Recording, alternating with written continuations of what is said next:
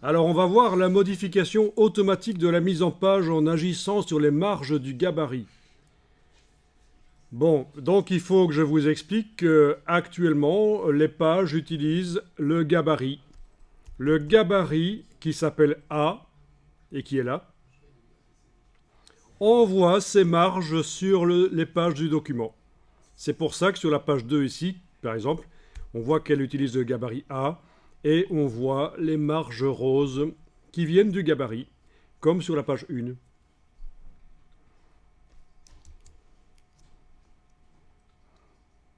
Alors pour bien comprendre ce qui se passe, on va travailler en deux fenêtres.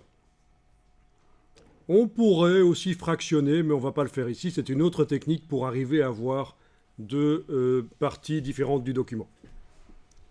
Alors accrochez-vous, menu fenêtre, disposition, nouvelle fenêtre. Menu fenêtre, disposition, nouvelle fenêtre. Bien, ici je vais peut-être remettre à zéro les palettes parce qu'elles commencent à être un peu partout. Donc vous avez ici un menu qui s'appelle les indispensables. Vous allez demander réinitialiser les indispensables. Comme ça les palettes reviennent en haut à droite. Bien, on a donc deux fenêtres ouvertes sur le même document. Elles sont superposées. On a la numéro 2 et on a la numéro 1.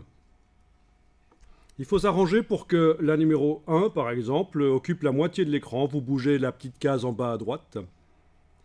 Et puis la numéro 2 occupe l'autre moitié de l'écran. Donc c'est une petite gymnastique pour faire en sorte d'avoir deux fenêtres ouvertes sur le même document.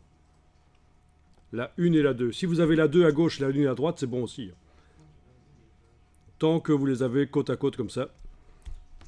Ce n'est pas obligatoire de le faire pour l'opération qu'on va faire par la suite, mais pour mieux comprendre, c'est bien d'avoir une vue d'ensemble.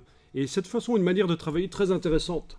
Parce qu'on va modifier le gabarit et en temps réel, on va voir dans le document ce qui se passe.